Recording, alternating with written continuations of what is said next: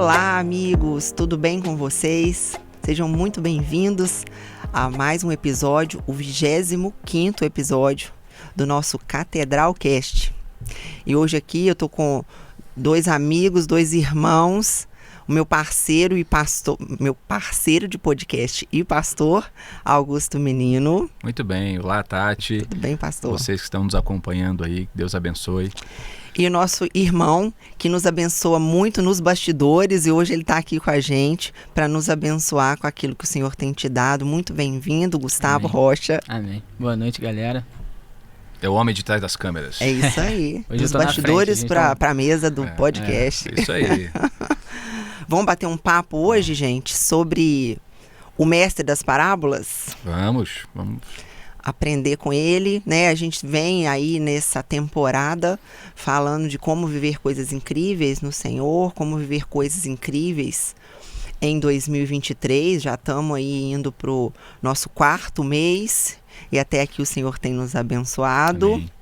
Feito essa mensagem chegar em tantos lugares. Se você tem sido abençoado, curte, compartilhe o link com outras pessoas, coloque aí os comentários, participa com a gente, que depois a gente traz a sua resposta, a sua pergunta, o seu comentário para o próximo episódio, tá bom? E por que trazer esse tema, né? Porque eu fiquei pensando, por que não aprender com o mestre que nos ensinou sobre o reino, né? A mensagem central de Jesus era o reino dos céus, chegar do reino, Sim. trazer o reino e aguardar pelo reino na sua plenitude. Sim. Eu estava estudando sobre isso e um capítulo que eu estava estudando dizia assim: você captou a mensagem? Acho que é impossível a gente captar a mensagem de tudo que ele quis dizer. Mas eu quero aprender com vocês um pouquinho hoje. Pode ser? Claro. Vamos lá. Juntos, né? Na troca. Nós aprendemos com você, um aprende com os outros. É isso aí. Então vou começar, Gustavo, vou começar com você que está Amém. aqui pela primeira vez. Vou dar oportunidade para os convidados, porque Pastor Guto, sei que vocês não se cansam de ouvir o Pastor Guto falar. Ah, cansa sim. Cansa sim, né? Cansa nada, é um homem didático, organizado nas suas falas, não tem como a gente cansar. A gente já vem falando de Jesus aí nas últimas palavras que o Senhor tem trazido para nós. A nossa igreja é uma igreja que fala do reino de Deus. Sim. Então, eu queria ouvir assim, por que vocês acham que... O que traz ao seu coração? De que maneira, que perspectiva, Gustavo, você vê assim? Por que Jesus falava em parábolas para o povo, para os discípulos? Por que ele tinha essa predileção por contar as histórias? A gente vai olhar na história da humanidade, grandes líderes, mestres, doutores, eles sempre ensinavam com alguma história, né? Mas para ensinar coisas abstratas, às vezes. Não tinha muito... Jesus, ele vem usando parábolas para também nos ensinar sobre o reino. Toda parábola que ele traz, ele fala sobre o reino. E ele sempre usa coisas do dia a dia, né? Que seriam de fácil compreensão das pessoas. Né? Usava sobre comida, casamento, colheita. Ele sempre usava... Pesca, né? Ele sempre usava alguma coisa que estava ali, né, pastor? Fazendo parte do dia a dia das pessoas para elas entenderem, né? E é muito interessante que lá em Salmos já falava sobre isso, né? Salmos tem uma passagem que diz, se não me engano é Salmo 72, se não me engano. 78, 2, que fala que ele iria falar sobre... abrir a boca e falar por parábolas, entendeu? Para que coisas do reino fossem trazidas, né, à tona, fossem ensinadas. Então, acho que ele traz isso por causa disso.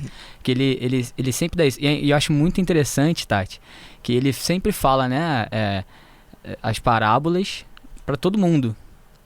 Mas para os seus discípulos é que ele sempre tem um a mais. Sempre tem um plus, né? Vem no cantinho, chega no cantinho aqui que eu vou contar uma coisa para vocês, né? Ele conta um segredo, acho que tem muito a ver até com aquele texto que fala, né, sobre seus amigos, eu vou contar os segredos.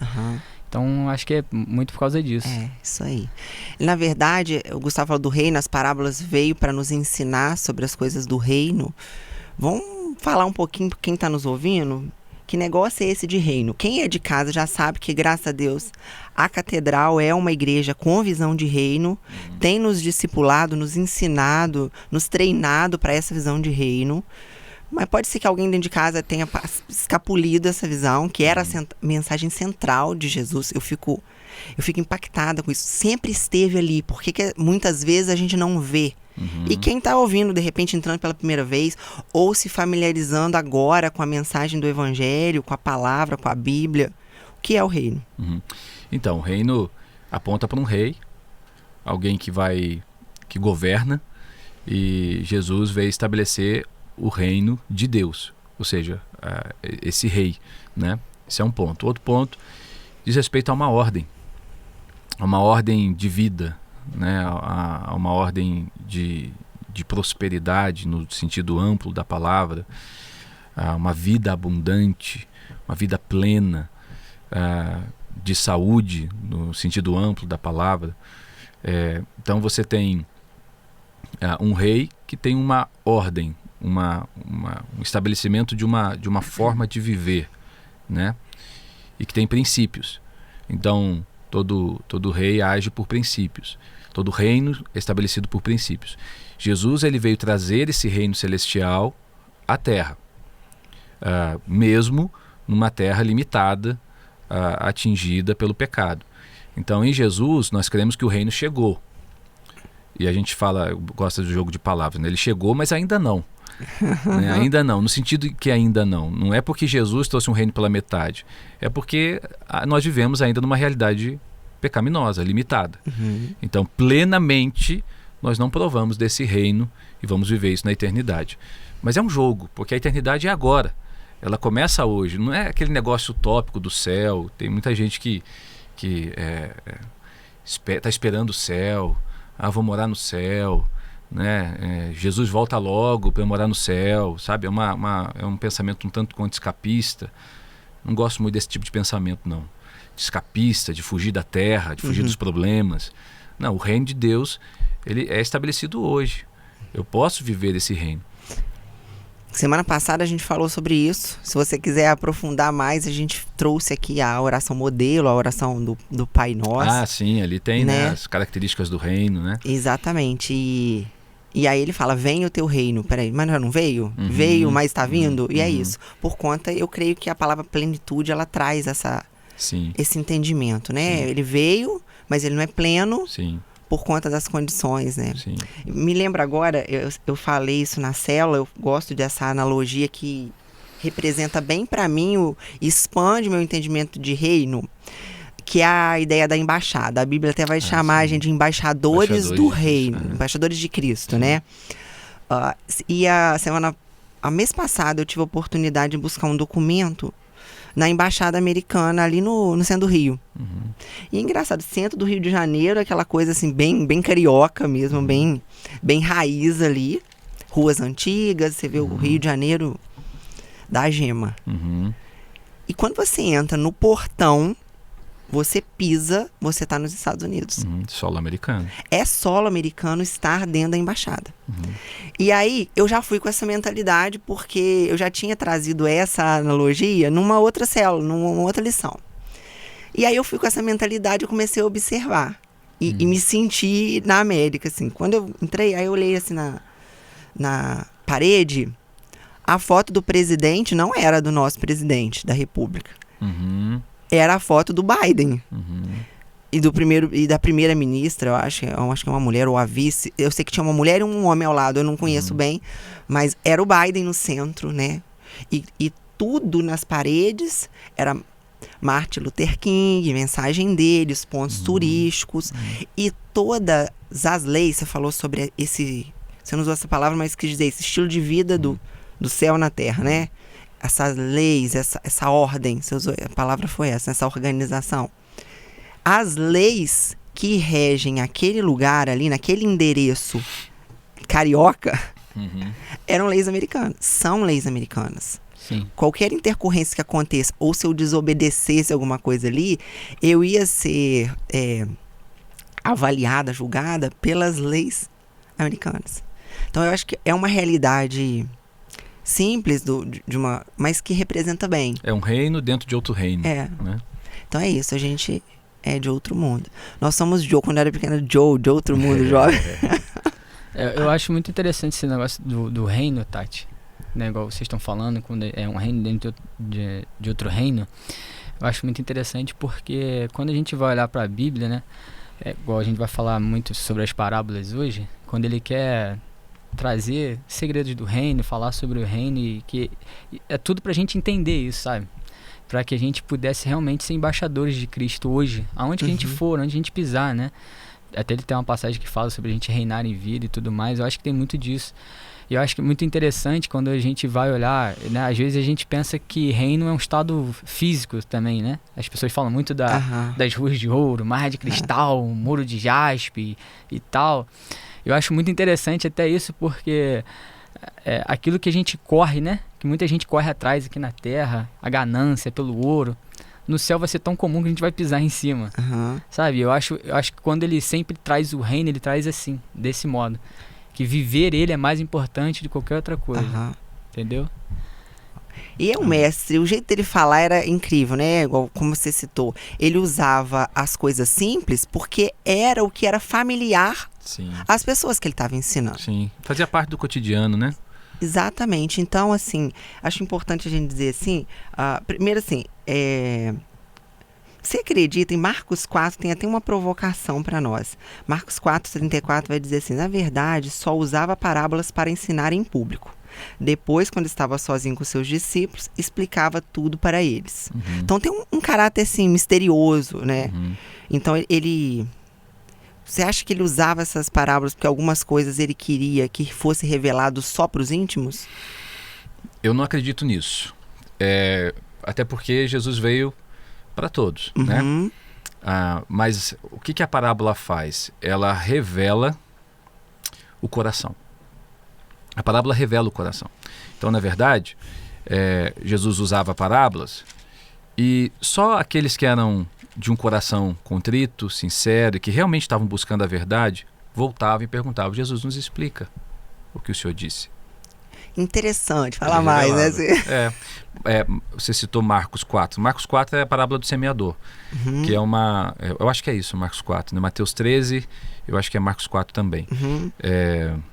Só confere para mim, Gustavo, se é isso mesmo, para não dar referência errada, Marcos né? 4. Marcos 4. Não, errado no podcast, só eu botando na conta do Pedro, pastor. E aí, foi legal aquela, né? E aí, o que acontece? Você tem a multidão ouvindo. Jesus está explicando a parábola, está falando a parábola. A multidão está ouvindo. E você percebe que num determinado momento, quando ele termina, todo mundo vai embora. Ficam os discípulos e alguns. Parábola do semeador, Marcos 4. Marcos 4, é isso mesmo? Ficam os discípulos e alguns. E ali, para esses, Jesus explica as parábolas. Ele faz uma citação de Isaías, capítulo 6, que fala isso. Vocês ouvirão, mas não obedecerão. Aquele que vê e não entenderão. Marcos 4. E neles se cumpre a profecia de Isaías que diz: ouvindo... ouvireis, mas não compreendereis. Isso, vendo, vereis, mas não percebereis. Isso. Na verdade, é uma profecia de Isaías. E a parábola, ela serve para revelar mesmo o coração. Nos chama a um posicionamento, nos chama a uma decisão. Então, essas pessoas que ficam, que permanecem, que correm atrás dele, que me explica mais, elas revelam a sede, revelam o coração humilde para perguntar. Coisa que os mestres da lei, por exemplo, não fizeram, né? Senhor, o que o Senhor quis dizer com isso? Não, eles recebiam, muitas vezes rechaçavam aquilo. E já duvidando, né? Já chegava duvidando. Exatamente, já duvidando. Eu também creio assim, que esse caráter misterioso, de segredo, não é porque ele queria esconder, mas já que os outros não entenderam, deixa eu debulhar isso, explicar isso melhor para quem quer. E não é só não entender, é mais profundo, não quiseram entender. É o coração endurecido. É o coração endurecido da parábola do semeador. Vamos entrar nela, porque ali fala dos 4 corações, não é isso? Sim. O texto, né, antes, os discípulos no versículo 10, eles perguntam, né, porque ele falava em parábolas. Aí Jesus responde: porque a vós foi dado a conhecer o mistério do reino dos céus, mas a eles não lhe é dado, porque aquele que tem se dará e terá em abundância, mas aquele que não tem, até aquilo que tem será tirado. É por causa disso que a gente está conversando, né? Se a gente aprofundar, é o conhecimento, né? É sobre o conhecimento. Sim, sobre Porque conhecimento. aqueles que acham que têm conhecimento e que não querem aprender mais, né, acaba que até isso vai ser tirado deles, porque eles não são humildes o suficiente para ouvir e aprender com a... Você leu com Mateus aquilo. 13, não foi? Isso, Mateus 13. Então, olha, a gente dá continuidade, você falou até a profecia de Isaías. Isso. Cumpre-se desse modo a profecia de Isaías, que diz: quando ouvirem o que digo, não entenderão, quando ouvirem o que faço, não compreenderão. Pois o coração deste povo está endurecido, ouvem com dificuldade e têm olhos fechados, de modo que seus olhos não veem, seus ouvidos não ouvem e não se voltam para mim, nem permitem que eu os cure. Isso é forte demais, né? Nem permitem que eu os cure. Felizes, porém, são os seus olhos, falando dos discípulos, daqueles que, pois eles veem, e seus ouvidos, pois eles ouvem. Uau. Eu fiz uma anotação aqui, que eu vou pegar um gancho nisso. Os dele, muitas vezes, tinham uma percepção instantânea. Porque, por exemplo, quando ele falava de pesca para um pescador e de uma semente para um agricultor, na hora ele falou assim, então é isso. É isso. Porque, igual você falou no início, sobre a parábola, né, ela tem a proposta de explicar o inexplicável. De trazer para uma mente limitada, lógica, cartesiana, coisas sublimes, coisas inexplicáveis, né? E aí a gente pode pegar essa definição, logo, para dar uma definição de parábola, que são histórias que Jesus contava que revelavam princípios do reino. Ponto. Bem assim, simples, mas para a gente sintetizar. Jesus contava histórias que revelavam princípios. Por que também uma história, gente? A história grava, não grava? Que ela fala com... Ela fala com a pessoa, coração, ela fala com a emoção. Eu conto uma história, eu conto um testemunho. Isso atinge a pessoa, isso impacta a pessoa. Então, quando Jesus fala de pesca, por exemplo, ele está falando por um público. E é interessante que nós estamos a mais de 2000 anos de distância. Então, para nós, pode ser, às vezes, um pouco difícil de entender algumas coisas. Mas para aquela época, para aquelas pessoas, era muito tranquilo. Porque era o cotidiano delas. Era a realidade que eles vivenciavam. Então Jesus utiliza de um recurso didático para explicar princípios tão profundos, né, do reino de Deus.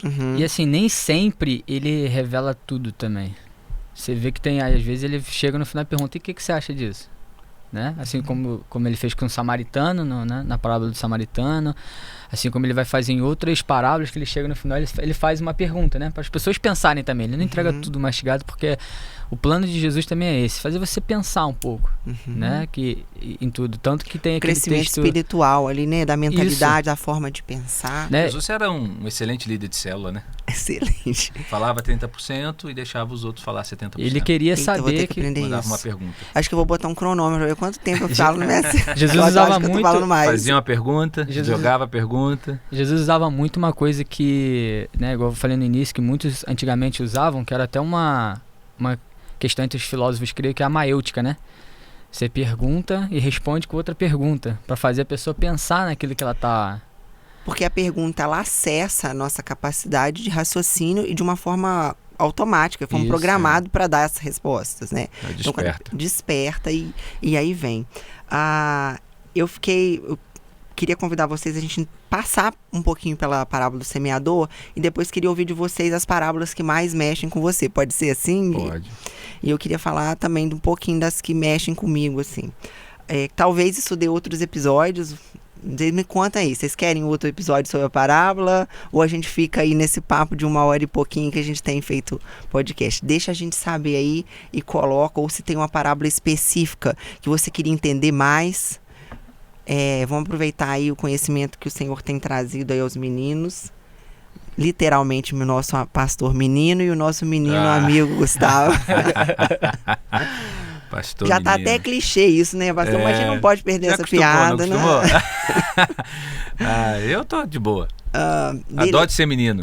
Isso é bom, isso Adoro. é bom. Ninguém vai me chamar de velho. Nunca, jamais. Mas Jesus, na parábola do semeador, a simplicidade de raciocínio, eu creio que era assim, raciocínio lógico, rápido, assim. Eu tava dando uma passada, estudando um pouco sobre a parábola do semeador, e eu pensei da gente entrar nela, porque os estudiosos aí das parábolas vão nos dizer que ela é a chave para as outras. E ela é uma parábola que fala do nosso principal chamado, que é o de levar o evangelho, do cumprir o ID da grande comissão. Ela ilustra muito bem isso.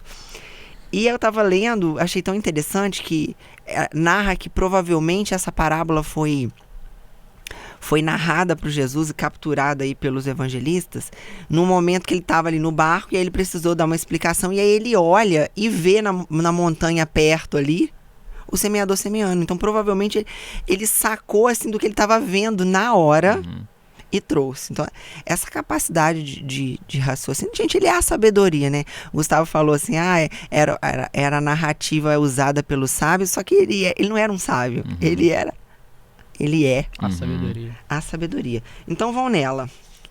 Vão para a parábola do semeador. Jesus traz, então, tá em Mateus 13, é isso, gente? Mateus 13 ou Marcos 4. Né? Isso aí. Quer ler para nós aí, Gustavo? Lê até o verso 9 só, a parábola em si, né?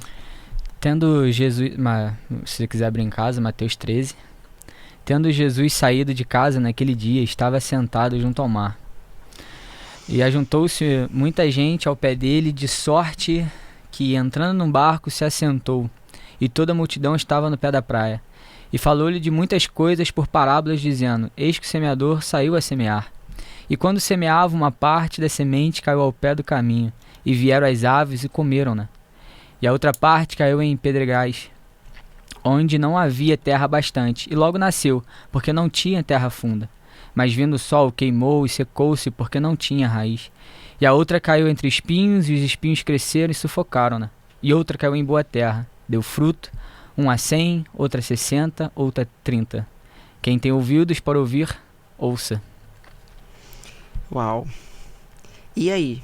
3 elementos. Eu acho então interessante, quando a gente vai estudar comunicação, a gente vai descobrindo os segredos da Bíblia, né? Que a Bíblia já teve lá o tempo inteiro nos nossos olhos, que às vezes não estavam afiados para ver.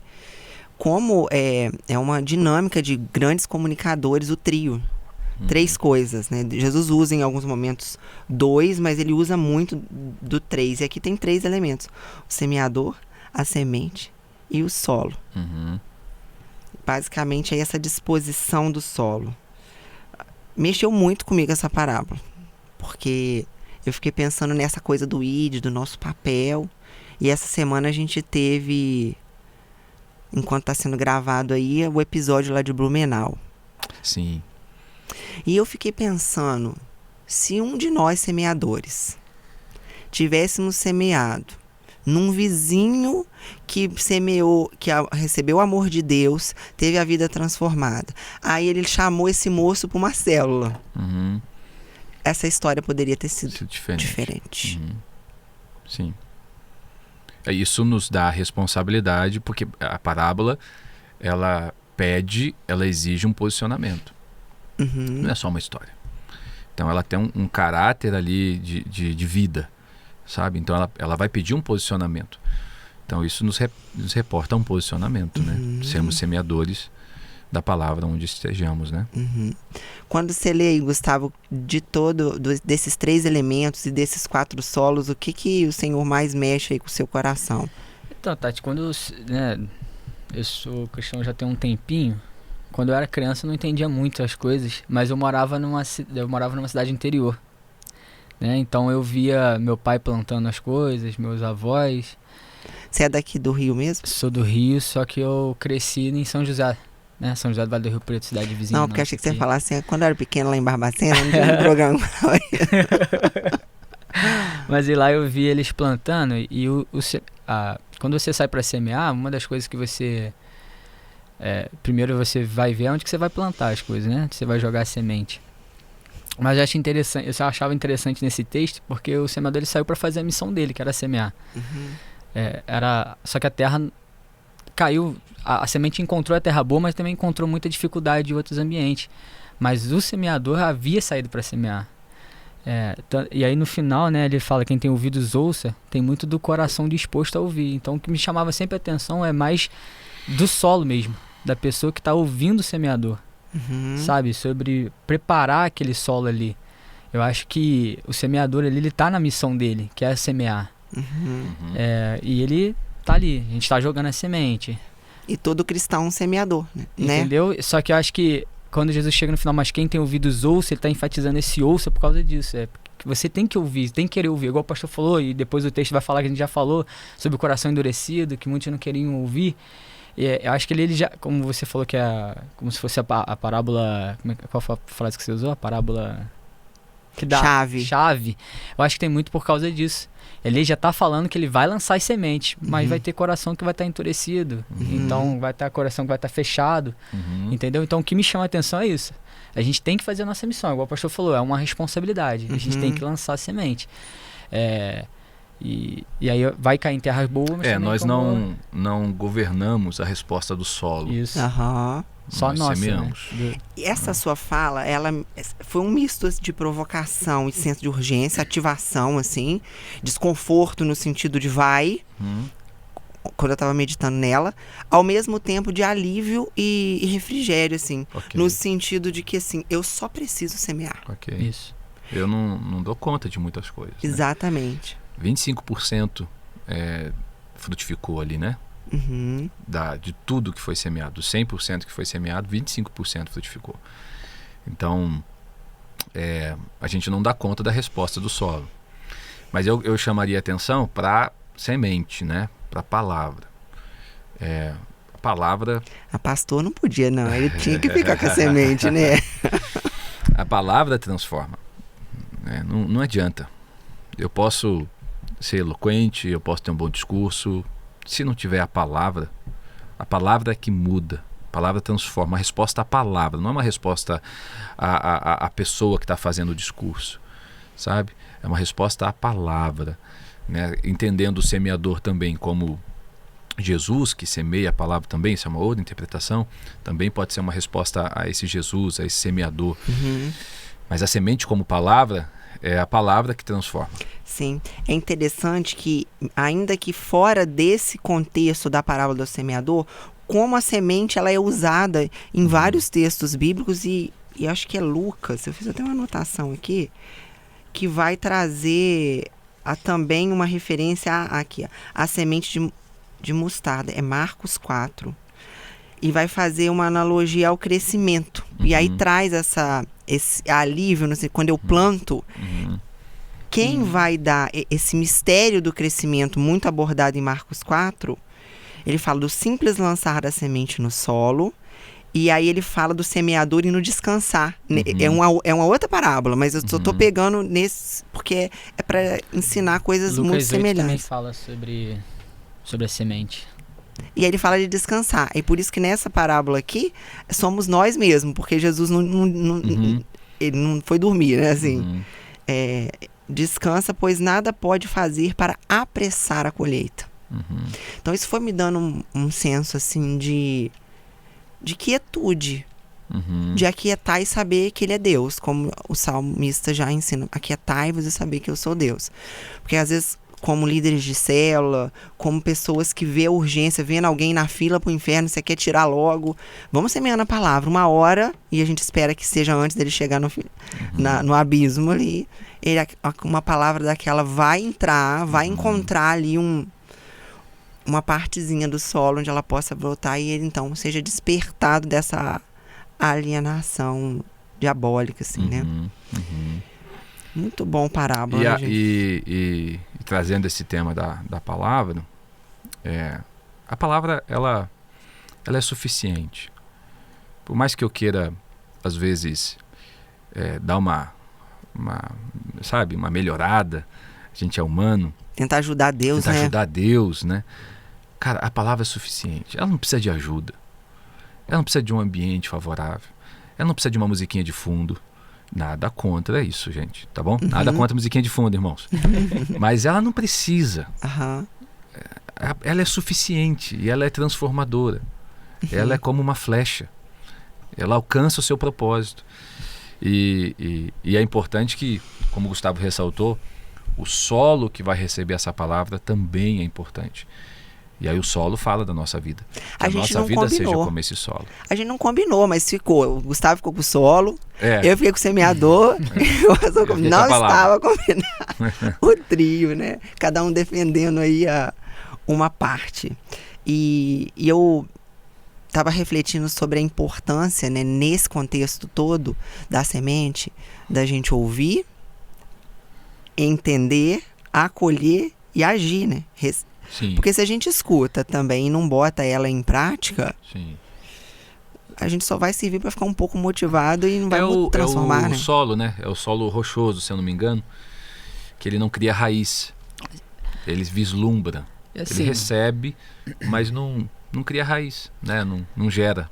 uma coisa, Tati, que eu também sempre prestei atenção é porque às vezes a gente se pega muito nesse texto e fala, mas a gente esquece também de avisar pro pessoal de casa, que acho que é muito válido, de que como é que tá o teu coração, como é que tá o teu solo, né? Porque a gente vê que muitas vezes eu falo por mim, né? A gente busca uma resposta em Deus e a gente sabe que a resposta tá muito dentro da palavra, né? Que a palavra é verdade. Às vezes a gente tem angústias dentro da gente, né, pastor? Que a gente fica procurando no externo, mas não tem uma resposta. Mas tem na palavra, né? A palavra, ela tem um poder, como o pastor falou. Ela é verdade, a verdade liberta. Então, às vezes você está procurando essa resposta, né? A semente já foi lançada, né? No teu coração você está procurando uma resposta, mas às vezes a gente tem que cuidar da gente. Às vezes a gente está procurando arar a terra de forma errada, né? E aí fica as pedras, e aí ela não cai numa boa semente, não cai numa boa terra. E é isso. Às vezes você procurar uma ajuda, um conselho pastoral, cercar de pessoas que... As células, eu vejo as células como um lugar de preparação. De preparar a terra, começar o coração. pelo nosso, como líder. Porque Sim. quantas vezes, na maioria das vezes, o Senhor trabalha o nosso coração antes de... Sim. Passa por nós, assim, e vai trabalhando. Eu tenho sido muito abençoado em cada episódio aqui do Catedral Cast. O Senhor tem... que toda vez que eu me preparo para trazer um papo, para conduzir e provocar vocês, eu aprendo com cada um que está aqui. Aprendo com as referências que eu me aprofundo para poder trazer. E a gente, às vezes, deve acontecer muito isso com vocês quando vão ou não participar de um programa, ou numa pregação, ou num testemunho que a gente vai dar. Você prepara meio caderno para falar uma página. É assim, sempre o nosso grau de preparação é muito maior que a entrega. Então, como a gente cresce, isso é o quê? É preparação do solo. Sim. E eu não tenho ideia do que o Senhor vai fazer com as sementes que estão sendo plantadas. A gente não tem ideia de quanto isso vai germinar. Assim como em Marcos 4, ele vai trazer da grande árvore que a semente de mostarda se transforma. A gente não tem ideia e muitas vezes não vai viver essa colheita. Uma outra geração. Uma outra geração, às vezes uma outra cidade, às vezes é uma outra igreja. É o reino de Deus. A gente tem que entender, nós estamos numa perspectiva de reino de Deus. Então, às vezes, a gente não tem uma noção exata de como será essa colheita. Mas a gente não tem que ter mesmo. É que a gente fica preocupado, né? Mas a gente não tem que ter. A gente tem que estar preocupado em semear, em ser fiel à palavra. Agora, a colheita é o Senhor da colheita que dá. A semente é o Senhor da semente que dá. Então, a gente é responsável apenas por semear corretamente. Aí entra um outro ponto. Que é o genuíno evangelho. Porque eu posso também semear errado. Então, é corretamente. Bom você falar isso, porque tem essa questão do contexto também, né? Sim. Quando a gente estuda as parábolas, quanto mais a gente entender, não que seja necessário, mas se a gente aprofundar no contexto, a gente vai ter mais riqueza de significado. Eu estava vendo... fundamental. Fundamental. Para não falar besteira também. Para não reproduzir besteira também. E aumenta o entendimento, porque quando ele está falando para um povo judeu sobre, por exemplo, ali sal da terra e luz do mundo. Ali estava diante de uma festa, não era isso? Eu não me preparei para essa, mas assim, eu me lembro, quando já estudei ela, que tinha todo um contexto de uma festa judaica, se não me engano, que estava acontecendo na época, que ampliaria o entendimento sobre luz. E entre outros, que para nós... a lamparina tem um significado, no caso ali das 10 virgens, mas se você for entender para quem ele estava dizendo, aquilo enriquece ainda mais, como em tudo, não só nas parábolas, né? Eu acho que isso é fundamental, porque a parábola, por ser um enigma, ela dá margem a interpretações. Ela dá margem a muitas interpretações. E aí a gente precisa ser fiel ao texto. Parábola do bom samaritano, por exemplo. O que Jesus está querendo responder? Uma pergunta. É só a gente ler o texto. Está lá em Lucas a pergunta: quem é o meu próximo? Pronto. A pergunta é essa. A mensagem em si. Aí o pessoal interpreta que a hospedaria é a igreja, que o óleo é um não sei o quê. Mas não está no texto. Vamos ser fiel ao texto. Não tem isso no texto. Jesus não está preocupado com isso. O texto é: quem é o meu próximo? A ênfase. Essa é a do pergunta. texto, né? Então, acho que se a gente ser fiel ao texto, é suficiente. Se a gente ser cauteloso, cuidadoso com o texto, é suficiente para a gente encarar o texto como ele é. A parábola tem uma história em si. E ela não é uma mentirinha que Jesus conta para ensinar. Ela não é uma alegoria, né, que nós chamamos, né? Não é uma fábula, né? Ela é uma história real, que não necessariamente teria acontecido daquela maneira, mas ela fala de fatos reais. Então, quando ele fala do semeador que saiu a semear, pode ser que ele estava vendo um semeador, como você mencionou, ou pode ser que não. Só uma imaginação rica, mas né? semeador não semeia? Não era uma questão real? De algo que ele puxou da memória, imaginação de memória, né? É uma história que ele conta, mas que não é uma mentira, para ilustrar um princípio. Porque fazia parte da realidade daquela época. Né? Então, quando ele fala da semente, do grão de mostarda, não era comum? Então, assim, a parábola, ela não é uma mentira, sabe? E não é uma fábula, não é quer dizer, um exemplo de alegoria aqui, né? As Crônicas de Nárnia, por exemplo, é uma alegoria. O leão fala na Crônica de Nárnia. Você não vê isso na parábola. A parábola é mais simples, A né? parábola é simples e ela é real. A alegoria você pega personagens fictícios para explicar um personagem real. Então lá na Crônica de Nárnia o leão é Jesus, não é isso? Ele representa Jesus, não é? É um personagem fictício de um leão que fala para apontar para um personagem real. Alegoria. Parábola não é isso.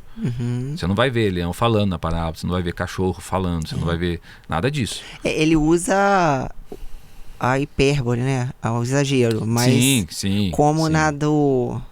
Mas é uma ênfase, né? É como se fosse uma ênfase. Arranca o olho fora. Se seu olho te faz pecar... Isso. É uma ênfase. Arranca fora. O camelo passar no... Mas aí o camelo é real, não é hipérbole, né? Porque não é a agulha, é a agulha do... Porque às vezes algumas pessoas equivocadamente acham que é a agulha da costura, né? Mas é a agulha da passagem ali, né? Sim. A gente um camelo Da não entrada passaria, só passaria uma pessoa, né? Ele teria que abaixar. Isso. Gente, já que a gente... Acho que podemos concluir a semeadora aqui pra gente passar para voltar pro geral? Vocês querem falar mais alguma coisa do semeador? Não, é isso, igual eu estava falando da terra, eu só queria concluir que nem sempre arar a terra é custoso e trabalhoso. Não é fácil arar a terra, preparar a terra para receber uma boa semente. É bem trabalhoso.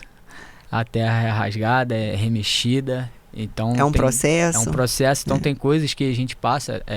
A Tati falou sobre a célula, e foi um testemunho que aconteceu essa semana na minha vida, que a gente está gravando aqui, que eu cheguei na célula com algumas questões, e ali eu pude me abrir, falar, e eu senti que a terra estava sendo remexida, sabe? O coração, onde eu comecei a chorar como criança, né?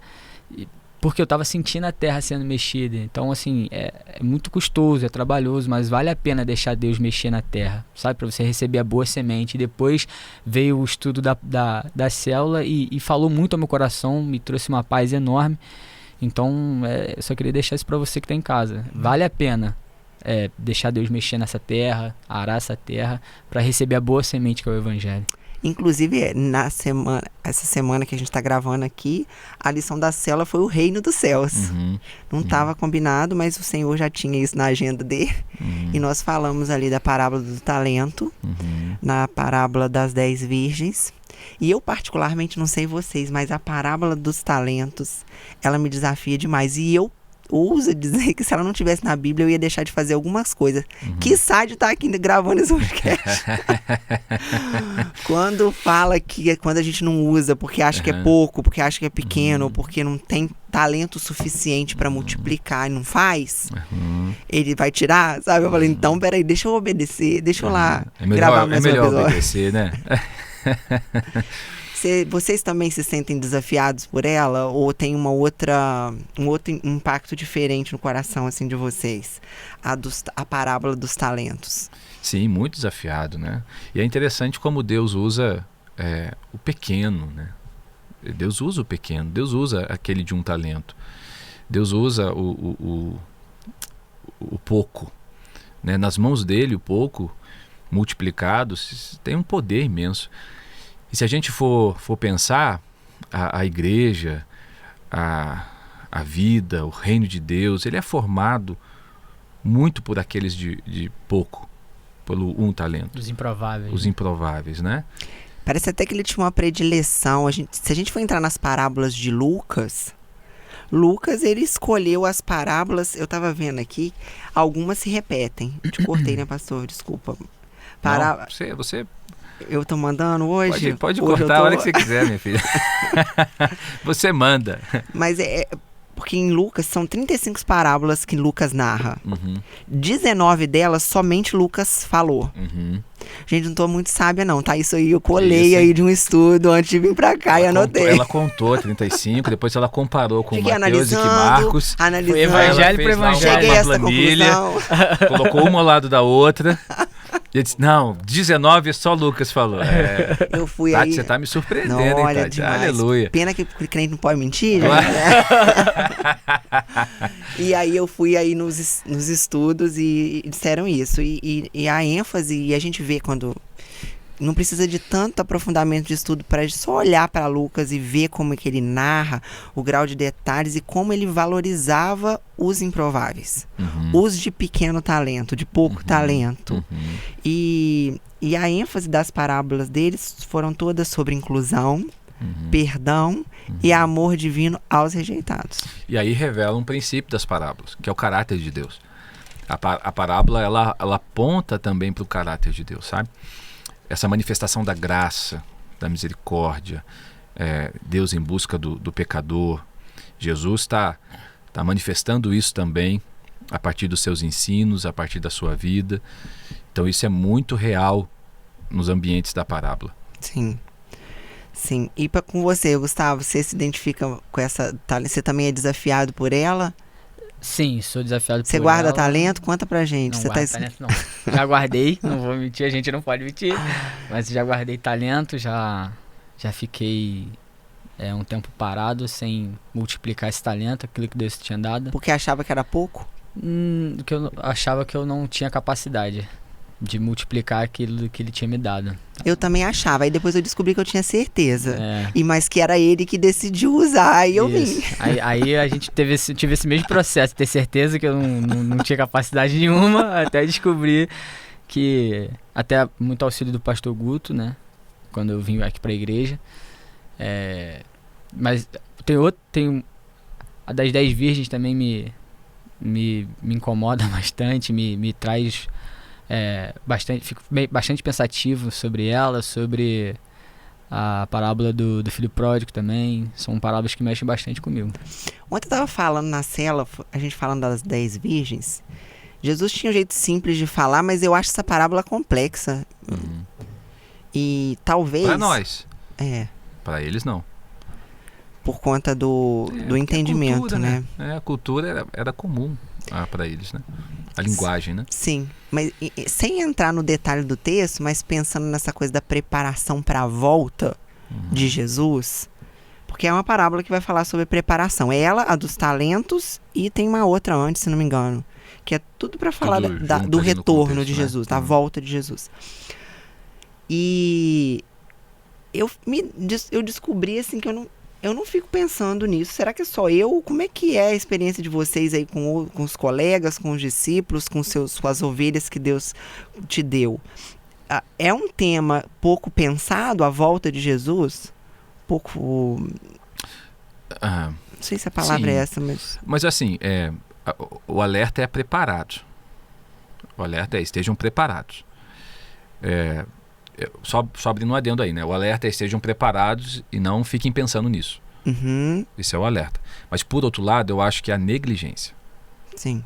Eu acho que a gente pensa pouco sobre isso. Uhum, Mas se por um lado o alerta é preparem-se, por outro lado, eu acho que a gente leva esse tema, às vezes, como um tema qualquer, assim. A gente pensa Esquecido. pouco sobre isso. Quando você fala né? pensar pouco, é não ficar se preocupando com isso. Mas Às vezes é negligenciado. eu acho que é a negligência. Mas acho que Eu acho acontece... que às vezes é a negligência. Acontece muito algo que o pastor Guto pregou essa semana.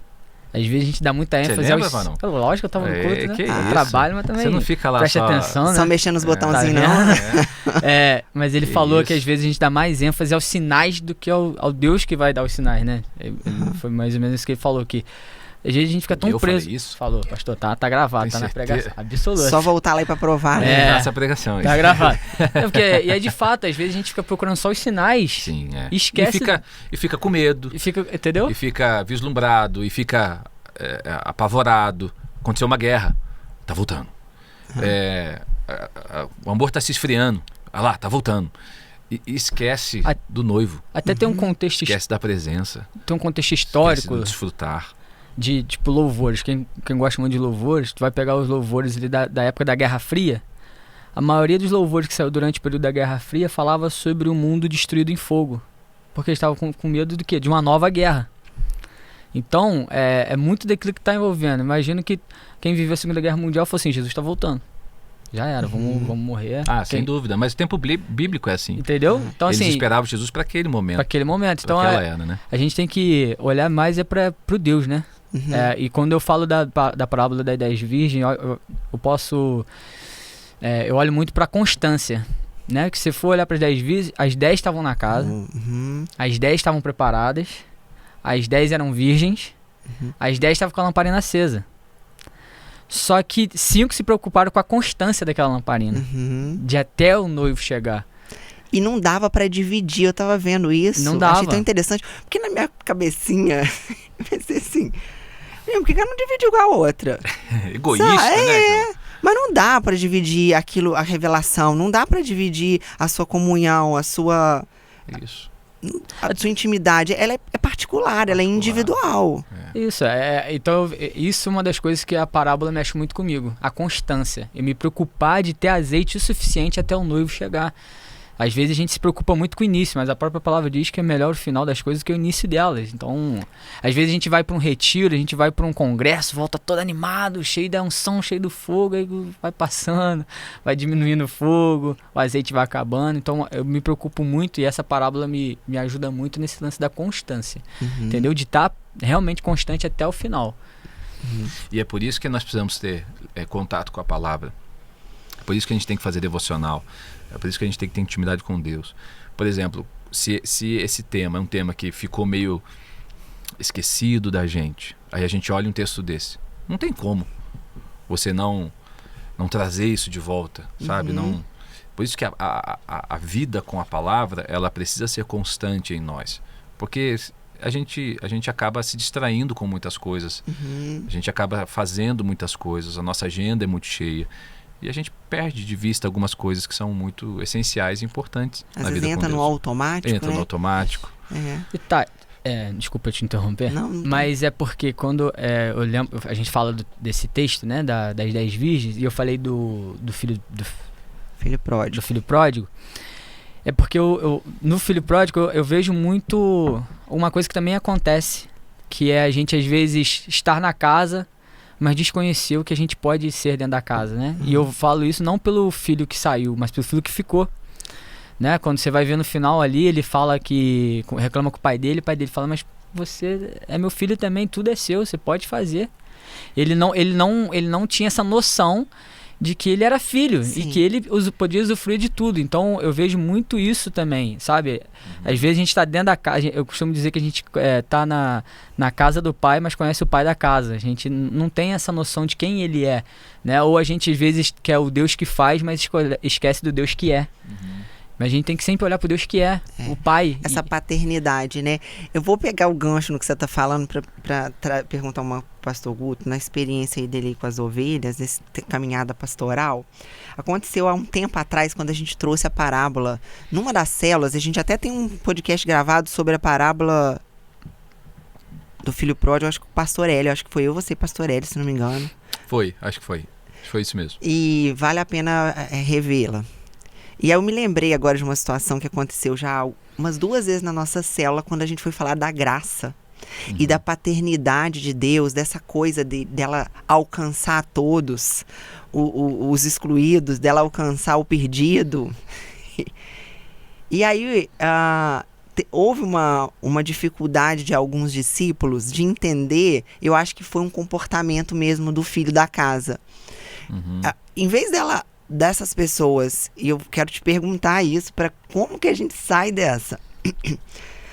Quando eu falava de que Deus é Deus gracioso, porque a parábola do filho é a parábola do pai amoroso, não é a parábola do filho perdido, é do pai amoroso. Quando eu falava, esse pai amou, e aí ele foi lá e ele voltou, e o Jesus estava lá, e o pai estava lá, aberto.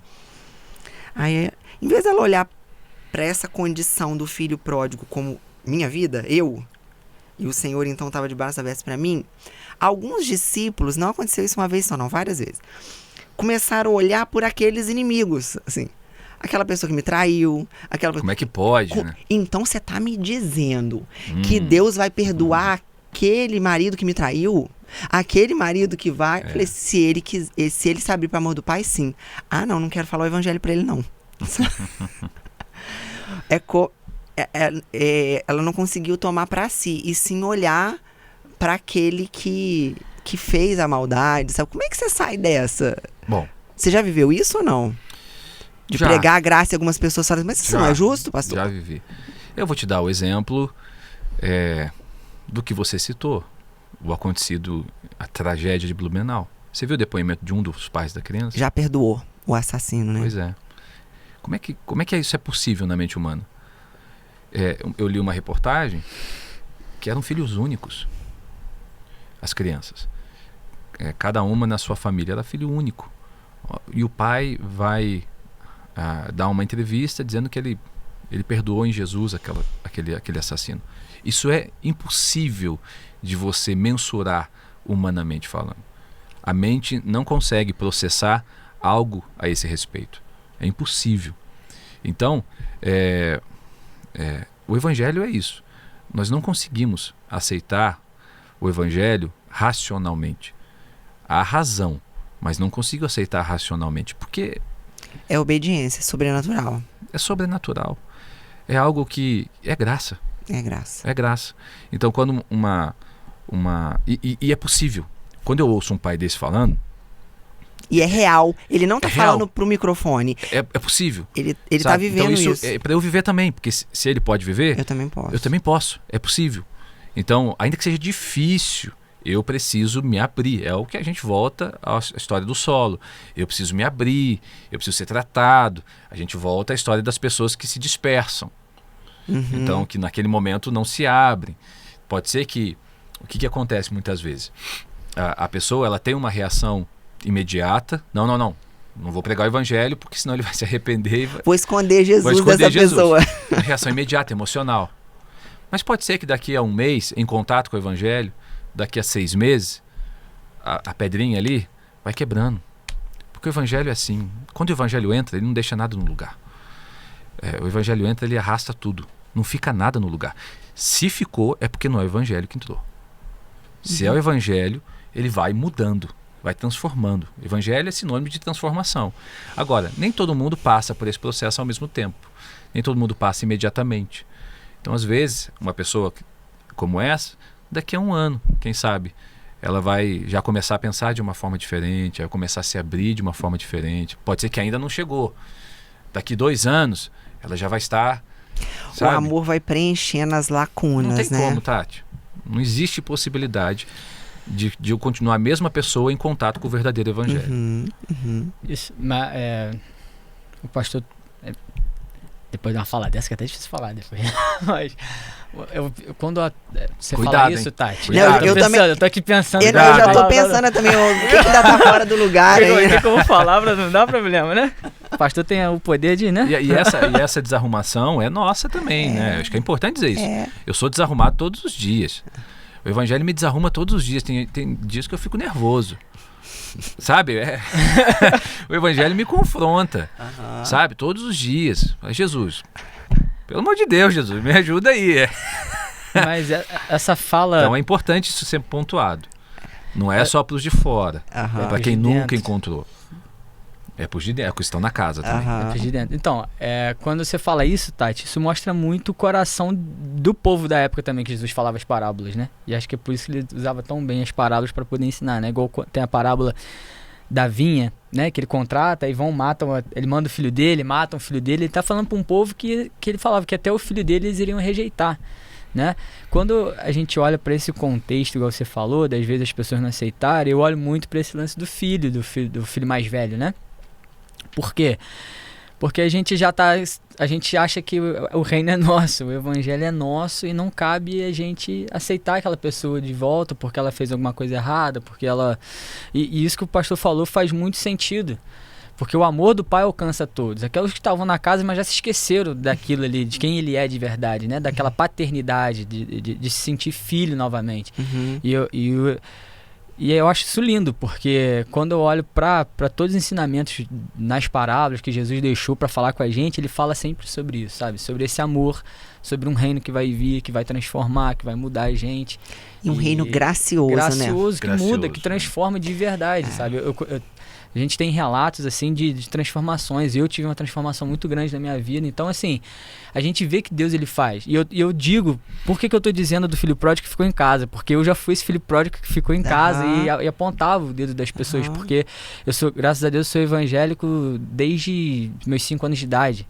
Né? Eu comecei a pregar o evangelho na minha adolescência, com 13 anos. Achei que você ia falar que você começou a pregar o evangelho com 5 anos de idade. Imagina, o que tem hoje em dia na internet tem muito. Hoje tem.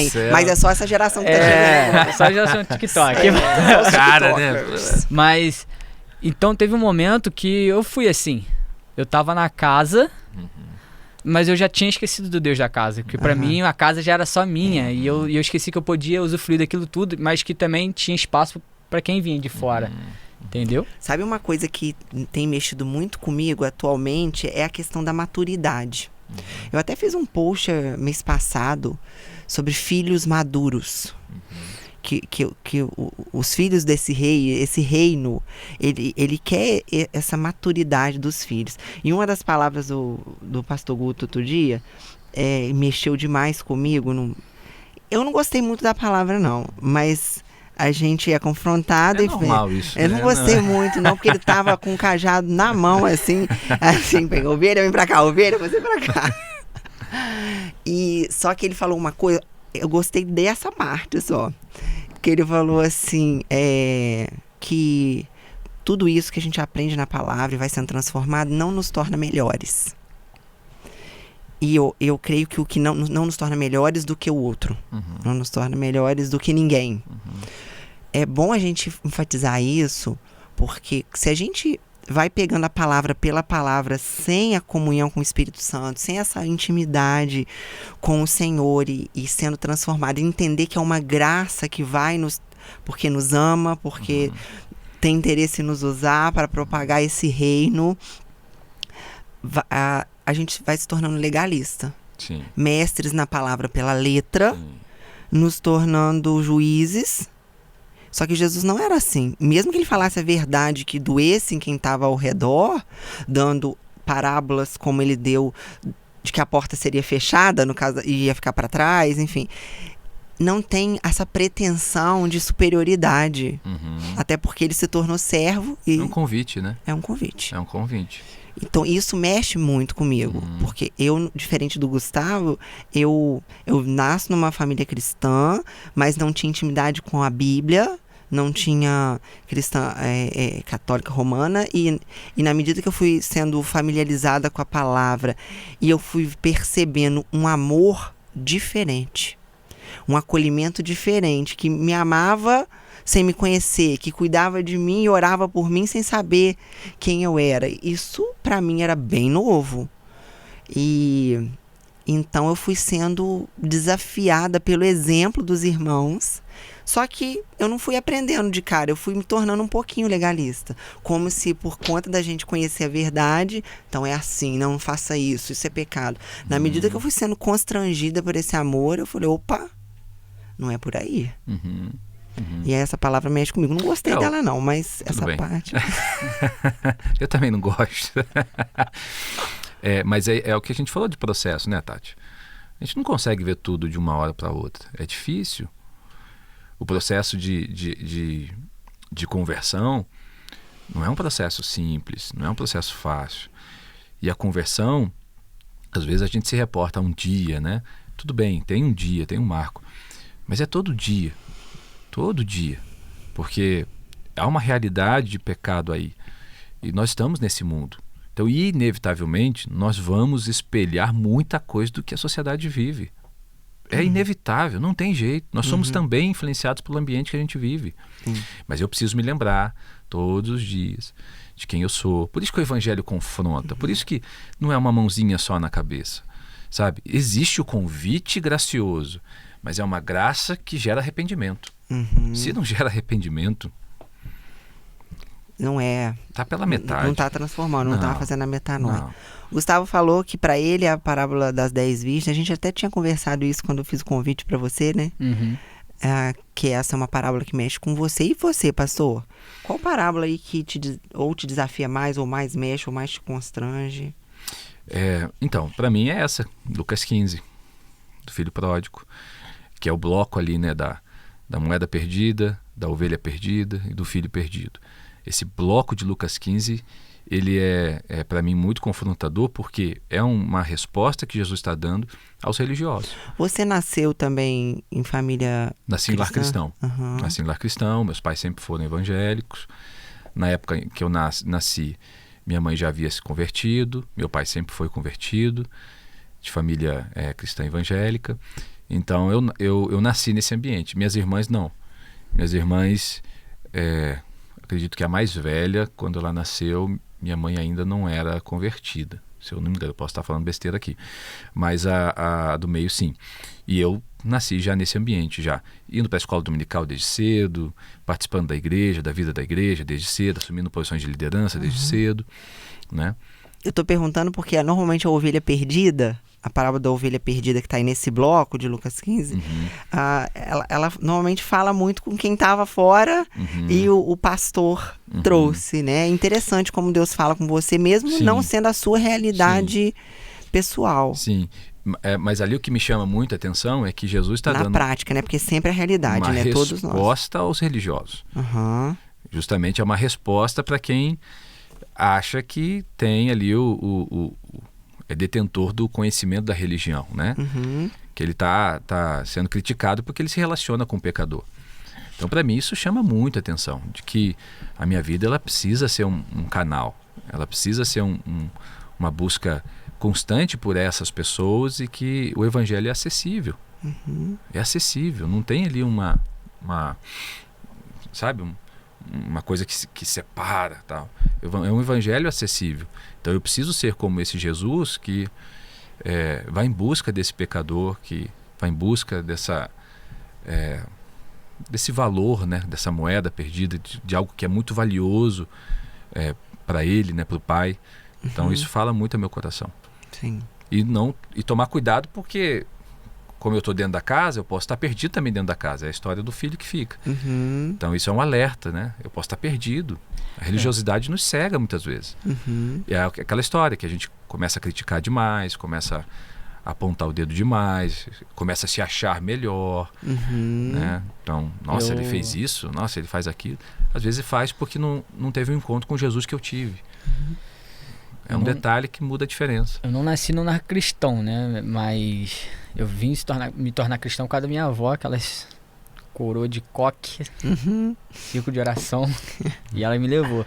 E esse lance que a gente tá falando, o pastor Guto, ele pode falar muito bem sobre até minha vida, porque quando eu chego para ser pastoreado por ele, discipulado por ele, eu tava muito como esse filho que tá na casa, entendeu? Uhum. Então, é por isso que eu digo desse perigo que tem da gente se tornar essa pessoa religiosa e olhar para tudo e a gente não consegue mais ter o prazer de estar na casa, entendeu? De usufruir da presença do pai, do colo do pai, do cheiro do pai, de tudo que o pai pode dar. Acho que isso para mim é mais perigoso até do que o filho pródigo. Porque o filho pródigo, ele sente saudade e vai voltar. Agora, como é que você sente saudade de um lugar que você acha que tá bem? Entende?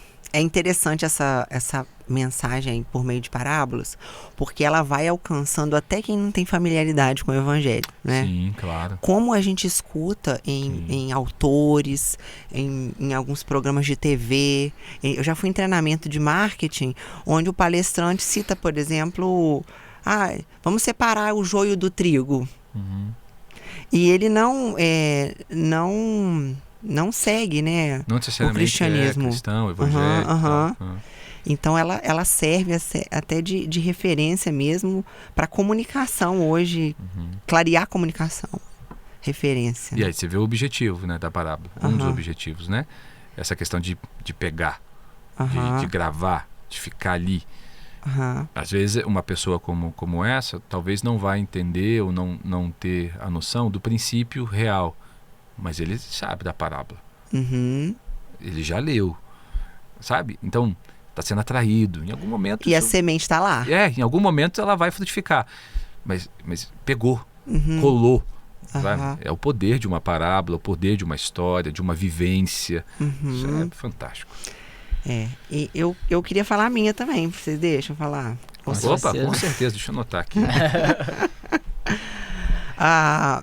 Para mim, assim, a fala de Lucas mexe demais, essa coisa de incluir, porque eu me vejo como essa improvável, né, por N questões aí, da onde nasci, da família de origem, dos valores que eu aprendi a ter, enfim. Então, quando eu olho e vejo, assim, a gente batendo um papo e sendo usado pelo Senhor para levar, eu me vejo como essa pessoa que foi muito perdoada. Mexe muito comigo quando Jesus fala, eu acho que a primeira parábola de Lucas, eu não trouxe a referência aqui, mas que ele fala dos devedores. Então, que é mais grato aquele que sabe que é muito perdoado. Eu acho que ele usa a figura de uma mulher, se não me engano, né? De que a dívida foi perdoada. Então, eu tenho muito isso no meu coração. E eu oro isso sempre quando eu estou em orações de gratidão. Falo, obrigada, porque o Senhor me revelou o teu amor. Eu sei o quanto eu sou perdoada e me constrange. Às vezes, os pregadores estão ali, ou o pastor Evander. Quantas vezes o pastor Evander está falando uma coisa, eu abro a boca e chorar, assim. Porque eu me vejo como... Às vezes ele está pregando para os perdidos, assim, que estão chegando, ou que estão aceitando Jesus naquele dia, e eu estou chorando. Eu falo, queria estar lá na frente aceitando Jesus outra vez. Porque isso mexe comigo. Mas a que faz parte do meu chamado, assim, que me ativou nesse chamado... por meio dos testemunhos, da história da cura que a gente falou um pouquinho na semana passada, foi alguns autores chamam de parábola, mas eu fico mais à vontade de chamar de analogia, que é quando Jesus, em Mateus 17, versículo 20, compara a nossa fé a um grão de mostarda. E ele vai dizer, se você tiver fé do tamanho de um grão de mostarda, que na época era a melhor semente, porque hoje tem o morango, mas o morango não é... Eu acho que o morango é laboratório, pelo que eu estava vendo. Esse morango não é... Depois dá uma pesquisada nisso para eu não trazer uma... Mas é que também é o contexto dele, né? O contexto dele no contexto dele, a menor semente que tinha era a de mostarda. Enfim, não importa se ela é segunda menor ou a menor. Tudo bem. Ninguém ficou ali medindo, né? Mas ela é suficiente. Ela é suficiente. E quando eu comecei a contar meu testemunho de cura das crianças, da endometriose, uma doença incurável, né? Às vezes acontecia assim, uau. As pessoas, uau. Eu falava, meu Deus, a gente não pode aparecer mais que a palavra que tem que aparecer. E aí o Senhor trouxe meu coração no meio de um testemunho, assim, na hora o Espírito Santo me deu. Isso tudo não aconteceu porque eu tinha muita fé. E é verdade, muitas vezes eu não tinha uma grande fé. Uhum. Às vezes a minha fé era suficiente para ligar para alguém e pedir oração. Às vezes a minha fé era suficiente para dizer, me ajuda, alguém me ajuda intercedendo comigo ou por mim. Seja porque eu estava numa crise de dor física mesmo, seja porque eu tinha um exame com uma sentença de infertilidade ou um laudo me encaminhando para uma cirurgia pela primeira, segunda, terceira vez. Né? Eu passei por 3 cirurgias. Mas eu tive fé o suficiente para falar assim, orem comigo. Me ajudem em oração. E aí o Senhor foi levantando um exército. Então, Deus me deu essa direção, assim. Começou a me incomodar, sabe, pastor? Uau! Eu conto que eu pedia um menino e uma menina nessa ordem, se o Senhor pudesse, na soberania dele, entendesse que o meu pedido poderia ser alcançado. E foi assim. Então, muitas vezes, quando eu ia contar o meu testemunho, tinha aquela assim, uau, que menina é essa que crê... vai andar sobre as águas daqui a pouco. E aí aquilo começou a me incomodar. Então era um paradoxo. Poxa, eu quero ensinar sobre fé, eu quero ativar. Mas quando eu causo isso, eu posso causar frustração também, porque na história dela pode ser diferente. O que o Senhor, eu tô criando doutrina em cima do meu testemunho. E aí o Senhor me fala, no meio do testemunho, o grão de mostarda. Então, aí eu falava, olha, a minha fé não era grande. Ela era do tamanho de um grão de mostarda. Isso trouxe aí os frutos na minha vida, da cura emocional, das crianças, dos milagres. Amém. Não, e quando você liga para alguém pedindo oração, isso já está demonstrando fé, né? Não é falta de fé. Eu oro por mim porque eu não creio. Não. Você crê. Você está crendo. Você não ia pedir oração à toa, não é? Ah, eu não estou crendo não, mas ora por mim. Bom, pode ser até que alguém faça isso, mas não é o normal. Quando você pede para te ajudar em oração, você está manifestando fé, sabe? É. E a Bíblia orienta a oração de concordância, que é tema de um outro sim, podcast, claro, né? Claro. Mas, sabe, você está manifestando fé. Você está manifestando fé. Acho que isso é impressionante. E é importante essa impressão que você teve. Muito importante. Eu fui constrangida ali, muito sabe? Muito importante. É muito legal isso. Gente, e que mais? Tem tanta coisa pra gente falar, mas eu acho que pode virar um outro podcast. Quanto tempo nós temos aí, meninos? 3 horas e 56? 1 hora. 1 hora falando. Dá pra falar mais uma? Ou vocês querem mais? Vocês aguentam a gente mais um pouquinho, gente? Ou a gente deixa pra um próximo? Vamos polemizar um pouquinho? Dizem que aqui a gente não polemiza, só que não. Avisaram isso no início. Enquanto o pastor Evander não chamar a gente no gabinete, a gente vai fazer. Não polemizamos, não. Eu sou o menor da casa, então. Tá chegando agora, né? Não me coloca em apuros, tá? Jesus, ele não estava preocupado em ser aceito, em ser querido. Ele fazia o que tinha de ser feito, falava o que precisava ser falado, porque ele tinha foco na missão. E uma das coisas que ele falou, muitas vezes, soava estranho. E aconteceu isso comigo há um tempo atrás, quando eu fui ler a parábola do administrador infiel. Podia dar um Google aí pra saber onde que ela tá, porque eu não anotei o endereço. Lucas 16. Eita. Que é isso, gente? Eu achei que era só... Eu anotei aqui de parar, mas nem... Achei que era só o pastor Hélio, mas o pastor Guto tá nesse alguns, nível também. A gente sabe, só alguns. Lucas 16, versículo 1 ao 9. Só alguns. João 3,16, por exemplo. Salmo 23. Salmo 23. A parábola do administrador infiel, Jesus narra um comportamento teoricamente ali não correto, mas para tirar uma lição boa no final. E isso escandaliza, não só na época, como até hoje, né?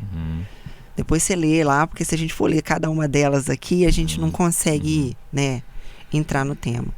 E como que você explicaria isso? Jesus pegar um tema de um administrador infiel, corrupto, assim como ele também fala do juiz iníquo em outro momento, para explicar e tirar uma lição para nós. E antes de lançar a pergunta, mas um dia quis trazer isso, Gustavo, a gente não vai polemizar, só que não, o pastor ele corta a gente aqui, ele vai dar Nazaré. Mas eu acho importante trazer. Eu acho importante trazer isso. Vou orar pra você arrebatada aqui. Volta logo, né? Ele ele reconhece um comportamento e ele fala assim: se os filhos da luz fossem sagazes, fossem inteligentes, espertos, né? Em algumas traduções mais atuais, como os filhos das trevas. Então, ali o Senhor falou comigo assim: deixa de ser besta, sabe? Para de ser boba. E não pra gente ser esperto num sentido de... Malandro. Da malandragem e tal. Mas a gente do usar... jeitinho brasileiro. Exatamente, a gente usar o talento. E na hora que eu ouvi isso, eu fiquei assim, eu não acredito que Jesus está falando isso comigo. E eu tava num momento onde eu tava sendo ali, não usando a minha inteligência, vamos dizer assim, em prol de uma ingenuidade. Que não era um engano, né? Então eu falei, opa, isso tem me ajudado, eu tenho ficado um pouco mais sagaz. Como que sai dessa? Você já respondeu. Falei muito, né? Devia ter deixado não, mas a tua resposta que alcançou a tua vivência, ela justamente é isso mesmo. Jesus ali não quer exaltar a moralidade, o certo ou o errado, porque o administrador infiel, ele é infiel não, é desonesto, né? Como é que tá aí, Gustavo? Algumas versões é infiel mesmo. É infiel Minha versão mesmo? é infiel. Tá. A da minha também, administrador infiel. A minha até tem um outro que eu me esqueci agora. Mas realmente ele se equivocou, fez uma postura errada. Então, ele deu um jeitinho ali, deu um né? jeito, isso. Ele deu um jeitinho. Pra sair, pra ter uma solução. O foco dele estava na solução. Os critérios que não foi dos melhores, né? Dos melhores, exatamente. Então, o que é ressaltado ali é justamente isso. Essa diligência, né? Então, Jesus diz assim, por que não usar a diligência? Não o ato em si, a diligência para o avanço do reino.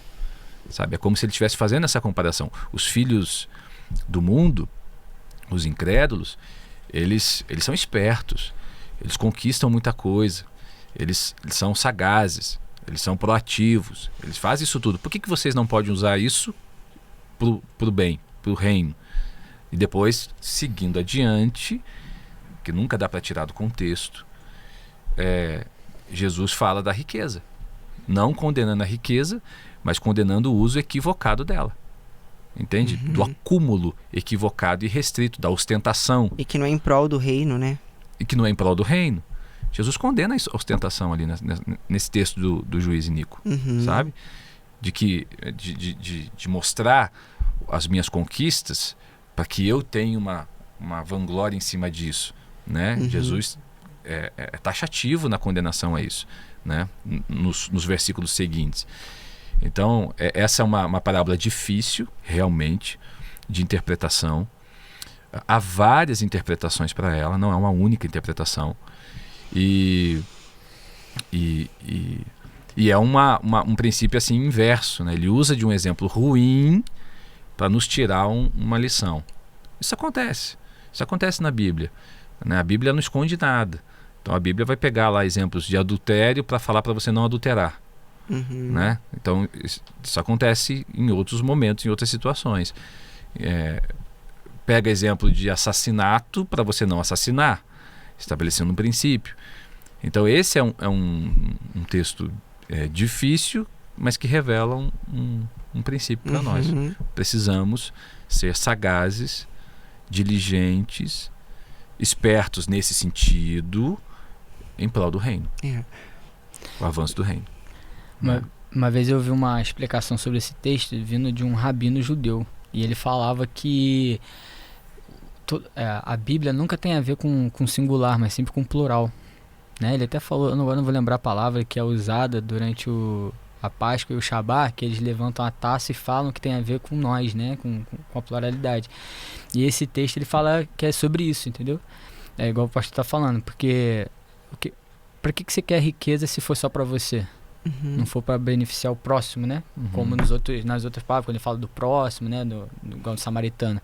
Para que você vai ter essa riqueza se você não vai abençoar o próximo? Então, por isso que ele fala isso. Ele confronta, né, no versículo 10 aqui, ele fala sobre ele ser infiel, ter usado errado, mas depois ele fala da prudência, e antes ele fala da prudência no versículo 8. Então, é muito disso.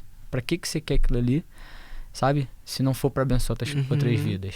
Então tem muito a ver com isso que o pastor falou sobre o reino, entendeu? Sobre a pluralidade do reino, né? Mexe comigo porque eu acho que aquela síndrome do bonzinho, algumas personalidades tendem a cair nesse caminho do síndrome do bonzinho, né? E Jesus não era bonzinho, ele era bom. Sim, ele era justo, não era bonzinho. Isso aí. Né? Faz sentido para você na sua juventude cristã aí de você ter sido bonzinho ou você era sagaz? Eu acho que eu tive das duas fases. Eu tive a parte de bonzinho e tive a parte de ser mais sagaz, entendeu? E, infelizmente, acho que na vida cristã a gente tem que tomar muito cuidado, principalmente com os tapinhas nas costas, né, que a gente leva durante a caminhada, porque você tem a capacidade de transformar o que é sacro no profano em 2 tempos. Né? A gente vê quando Jesus vai falar sobre o jejum, né, que os fariseus faziam cara de né, estou fazendo jejum, e a gente tem essa capacidade muito, muito forte na gente. E o tapinha nas costas, não, você tá indo bem, nossa, você tá dando fruto, né? Não sei o que, aquilo começa a te inchar, e aí você começa a fazer muito disso, né? Não ser sagaz e ser aquele bonzinho, fazer porque você é bonzinho, porque você quer pintar de bonzinho para as pessoas. Uma vida guiada pelo Espírito Santo, eu creio que resolve tudo isso. Porque nesse dia que eu estava sendo a boazinha, eu fui na palavra. Eu dei a centralidade da palavra, tive fé do tamanho de um grão de mostarda para falar assim, o que é isso? Porque algumas situações elas colocam a gente, perde o discernimento, né? Peraí, mas o que é isso? Você não consegue nem dar nome às coisas. Dar nome aos bois, como diz lá em Minas. E aí, quando o Senhor traz essa palavra, eu fui estudar, eu fui aprofundar, e sob a luz do Espírito Santo, falei, é isso mesmo que o Senhor está falando? E o Senhor foi confirmando, não é isso mesmo. Num sentido assim, eu acho que dá até pra gente vincular com a parábola dos talentos. Eu te dei um mínimo de inteligência para sair dessa, e você está permitindo o quê? Em nome de uma aparência, de uma religião, não é isso. Né? Então eu acho que eu quis trazer isso para a mesa, porque eu vejo muitos irmãos deixando de negociar coisas melhores para sua vida. Negociação, por exemplo, é um tema que é bastante confundido. Né? E não usado pelo cristão, esperando Deus fazer algo que é algo que ele entregou na sua mão, né? E para mim ainda é um desafio. Eu creio que ainda estou no processo de cura da síndrome da boazinha, mas é um lugar que eu já não tô, tem um descontentamento aí santo para sair dele. Eu espero com essa fala aí ajudar algumas irmãs, alguns irmãos a tomar o seu lugar naquilo que o Senhor tem te entregado, né? Eu acho que essa firmeza é muito importante, né? Porque não usar essa firmeza dentro dos princípios do Evangelho é muito perigoso. É muito perigoso, né? Não quero trazer esse tema aqui, mas, por exemplo, uma mulher que está sendo violentada na sua casa. Não, eu vou assumir essa condição, porque o casamento é uma vez só e tudo mais. Deus está cuidando. Deus está cuidando, Deus está no controle. Não, você está sendo violentado, tem que denunciar, né? Tem que, sabe? Então, esse discurso do bonzinho é muito perigoso. A gente não reina. Voltando lá no início da nossa conversa, nós fomos chamados para um reino de sacerdotes. Né? Então, a gente usar esse governo que foi nos dado, porque embora sejamos servos, nesse reino, ele nos chamou para ser sacerdotes desse reino, né? Então, isso é governar, não. Eu sou submisso a uma missão que veio dele como cabeça, né? Sim. E aí rejeitar mesmo, buscar ajuda, buscar ajuda, isso aí. Tem N alternativas aí sem ferir princípios do Evangelho. Acho que isso é importante, porque o mordomo lá, o administrador, feriu. Então, Jesus não está ressaltando isso, né? Como a gente, para ficar bem claro aqui, né? Está ressaltando, sim, a sagacidade dele. É isso. Tem muita coisa boa para falar. Queria ouvir um pouquinho vocês ainda, o que vocês acham que está ardendo aí no coração, que de repente aí, Gustavo, o que você quer que não foi falado, ou alguma parábola, alguma mensagem aí que você quer deixar para quem está nos ouvindo aí? Tati, se eu posso deixar alguma coisa pro pessoal que tá aí em casa, que tá ouvindo a gente e tal, é que servir a Deus é muito bom. Só que a gente também não pode romantizar muito o evangelho, né? Porque às vezes a gente romantiza muito e a gente tira a pessoa do estado da realidade que é. Porque Jesus, ele fala que no mundo a gente teria aflição, mas tem de bom ânimo.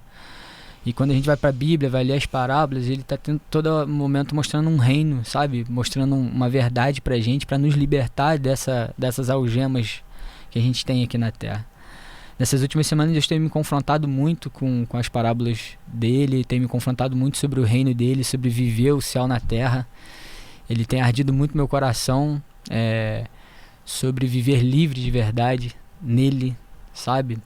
Isso tudo que a gente falou aqui, tô sendo ministrado aqui o tempo inteiro e sendo cheio o tempo inteiro. Esse podcast é terrível. É terrível. Você sai com ele aqui, ele vai desarrumando aqui dentro.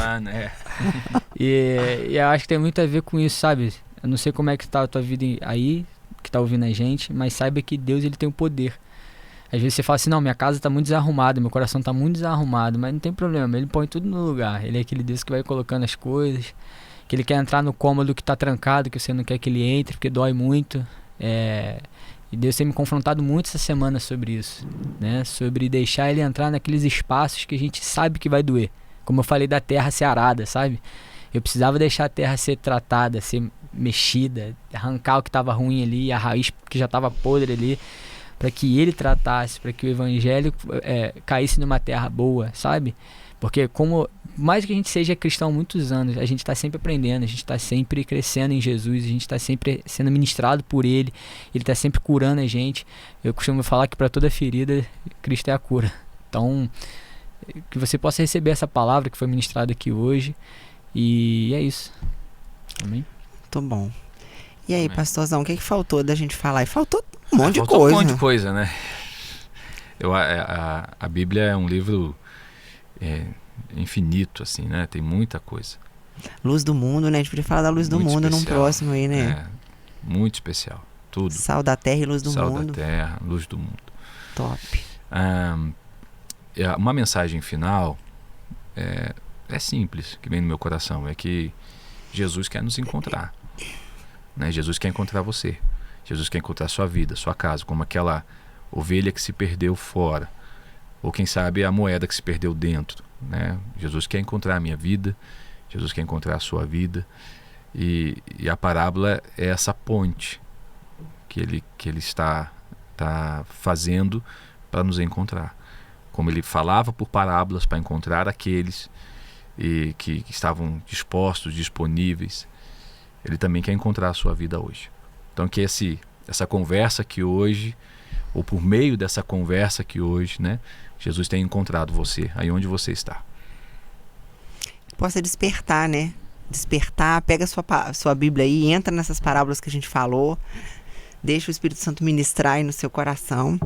Você tem alguma parábola que você gostaria que a gente esmiuçasse, trouxesse ela aqui num outro momento, de repente só para falar dela? Deixa a gente saber, bota aí nos seus comentários e a gente prepara aí para um próximo Catedral Cast, se possível trazer e conversar um pouco mais e deixar a luz dessa parábola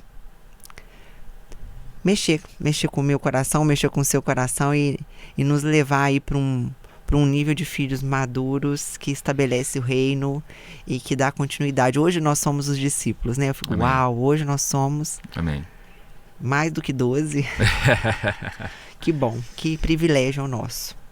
Então vou pedir o Gustavo para orar por nós, porque vou dar oportunidade de você estar com a gente aqui, abençoar. Amém. Para que o Senhor continue trabalhando esses solos aí do nosso coração e de quem está nos ouvindo. Amém. Amém. Pai, muito obrigado, Jesus, por tudo que o Senhor tem feito, Senhor Jesus Cristo. Eu te glorifico, eu te exalto, Senhor, na beleza da tua santidade. Tu és rei, não há outro como a ti, Jesus. Pai, nós queremos agora, Senhor, orar pelas pessoas que estão em casa, que estão ouvindo, Senhor Jesus Cristo, esse podcast, ouvindo essa palavra, Senhor Jesus. Que o coração delas, Senhor Jesus Cristo, estejam abertos a ouvir essa palavra, Senhor, nós não sabemos como é que elas estão, mas o Senhor sabe. Então trata, Senhor Jesus Cristo, no coração e no íntimo do ser dela, Senhor. Pai amado, a semente está sendo lançada, então se a terra precisa ser arada, que ela dê a oportunidade para o Senhor arar. Às vezes ela parou na frente desse podcast com o coração angustiado, aflito, querendo uma resposta, e que ela saiba que a palavra de Deus é a resposta para todas as coisas, Senhor. Senhor Jesus Cristo, que haja paz nesse lar, que haja paz nessa casa, nessa vida, Senhor. Que esse podcast possa alcançar, Pai, mais vidas, Senhor Jesus Cristo. Mais pessoas ouçam a Tua palavra, Senhor, através desse podcast, Senhor, e dos próximos capítulos que virão e que já foram, Senhor. Pai amado, pois o Teu reino está sendo manifesto, Senhor, através desse lugar aqui, através da vida da Tati, de todo convidado que passa aqui. Pai, a oração que eu faço a Ti, Pai, Te agradecendo, porque eu sei que terá testemunhos de hoje, Senhor. Amém. Em nome de Jesus eu oro e Te agradeço, Pai. Amém. Amém. Amém. Quero agradecer ao pastor Guto por ser um semeador aí diligente na palavra, que tem nos plantado nos nossos corações. Também quero agradecer a Deus por cada pastor aqui que o Senhor tem levantado na catedral, que tem semeado no nosso coração, nos levado nesse processo de amadurecimento, para que a gente também tenha mais sementes para continuar plantando. Amém. E que cada semente do que foi falado aqui da palavra possa encontrar no seu coração um solo fértil para dar muito fruto e se transformar numa grande árvore que vai abençoar muitas vidas. Amém. Profetiza isso sobre a sua vida. Amém. Obrigada, gente. Obrigada. Abraço. Até semana que vem. Obrigado, gente. Tchau, tchau.